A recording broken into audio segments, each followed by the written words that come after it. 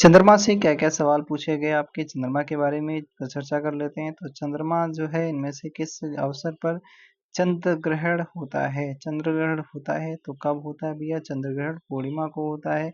सूर्य ग्रहण की बात की जाती है तो अमावस्या को होता है। जब चंद्र ग्रहण होता कब है? तो चंद्र ग्रहण आपका जब सूर्य और पृथ्वी के बीच, जब सूर्य और चंद्रमा के बीच में पृथ्वी आ जाती है तो उसे क्या कहा जाता है? उसे आपका चंद्र ग्रहण कहा जाता है।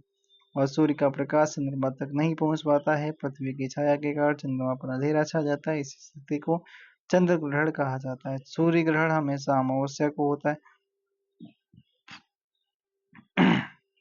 सूर्य ग्रहण हमेशा कब होता है भैया? सूर्य ग्रहण हमेशा अमावस्या को होता है। चलिए आगे बात करते हैं।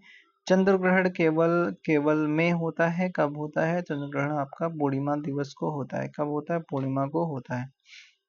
चंद्रमा को अपनी धुरी पर एक चक्कर पूरा करने में कितने समय लगते हैं? तो ये भी आपका सवाल देखो पूछा गया। और इस सवाल का आंसर क्या होता है भाई? इस सवाल का 27.33 पृथ्वी दिवस के रूप में इसका आंसर माना जाता है। तो क्या हो जाएगा?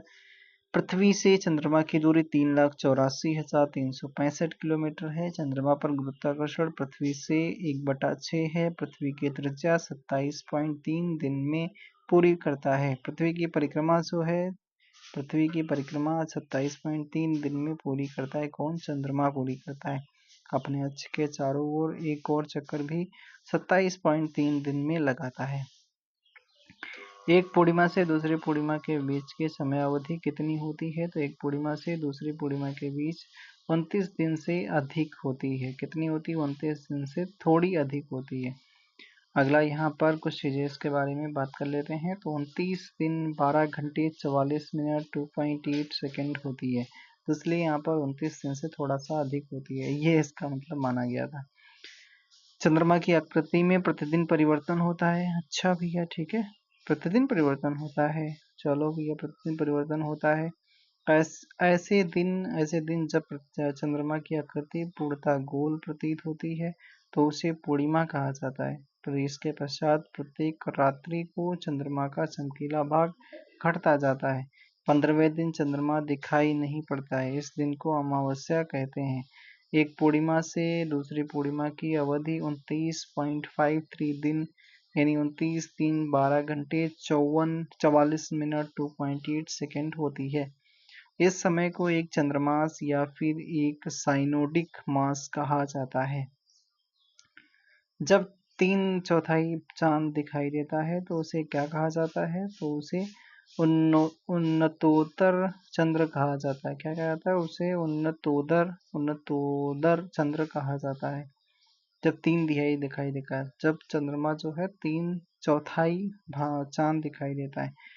चंद्रमा, अब थोड़ा इसके बारे में डिटेल में देख लेते हैं भैया, ठीक है। चंद्रमा सूर्य और पृथ्वी की सापेक्ष स्थितियों में परिवर्तन होते रहने के कारण पृथ्वी से दिखाई पड़ने वाले चंद्रमा के प्रकाशमान भाग का आकार अमावस्या से पूर्णिमा तक क्रमशः बढ़ता है।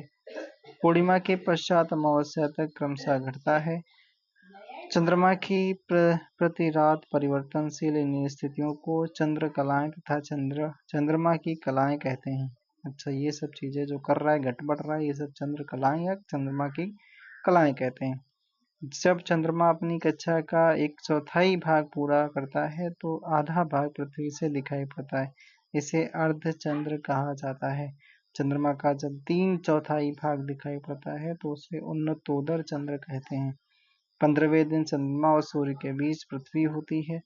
चंद्रमा का संपूर्ण प्रकाशित भाग दिखाई पड़ता है जिसे पूर्णिमा कहते हैं। पूर्णिमा के दिन से 15वें दिन चंद्रमा पूर्णतः अदृश्य होता है, जिसे अमावस्या कहा जाता है। अच्छा भैया, पूर्णिमा तिथि को पहला दिन मानते हुए किस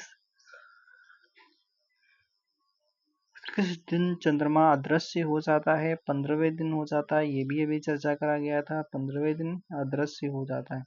रात्रि के आकाश में सबसे चमकीली वस्तु कौन सी है? सबसे चमकीली वस्तु रात्रि के अंधेरे में चंद्रमा होती है। पृथ्वी सौरमंडल का एकमात्र ग्रह है जिस पर जीवन है, संभव है। नीला ग्रह भी कहते हैं। एकमात्र इसका उपग्रह है जिसे चंद्रमा कहते हैं। यह रात्रि के समय आकाश में सर्वाधिक चमकीला पिंड है और चंद्रमा की सतह और उसकी आंतरिक स्थिति का अध्ययन करने के लिए क्या किया जाता है? अध्ययन करने वाले विज्ञान को सेलेनोलॉजी कहा जाता है। यानी चंद्रमा के अध्ययन को क्या कहा जाता है भैया? सेलेनोलॉजी कहा जाता है। ठीक है, सेलेनोलॉजी कहा जाता है। और यहाँ पर आगे बात करते हैं, चंद्रमा पर धूल के मैदान को शांति सागर कहा जाता है। इसे जीवाश्म ग्रह भी कहते हैं। किसे? चंद्रमा को कहते हैं। चंद्रमा की किस अवस्था में चंद्रमा अदृश्य हो जाता है? तो ये अमावस्या वाले दिन भी यह अदृश्य हो जाता है।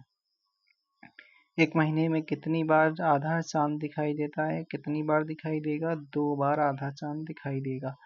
चंद्रमा पर मौजूद वह प्रकाश क्या है जिसकी वजह से यह हमें पृथ्वी से दिखाई देता है?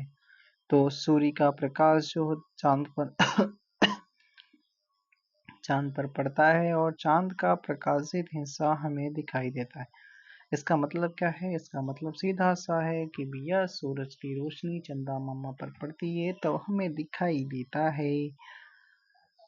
सूर्य एक तारा है। सूर्य क्या है? सूर्य एक तारा है और पूरे सौरमंडल का प्रधान है। अच्छा, प्रधान है, बाकी सब पंच है। सारे ग्रह उपग्रह इसी के प्रकाश से चमकते हैं। बिल्कुल भैया, सूर्य चर्चा नहीं होंगे तो किसी के घर में उजाला नहीं होगा। चंद्रमा पृथ्वी का एक प्राकृतिक उपग्रह तथा अन्य ग्रहों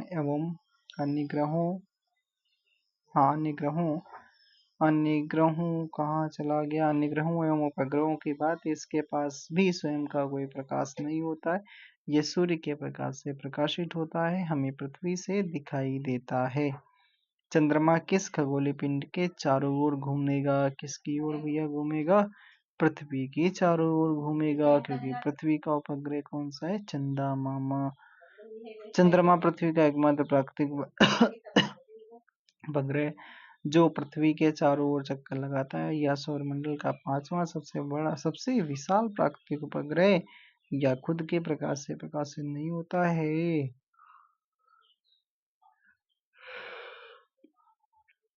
ब्लू मून क्या होता है? ब्लू मून, यहाँ से आपसे सवाल पूछा गया।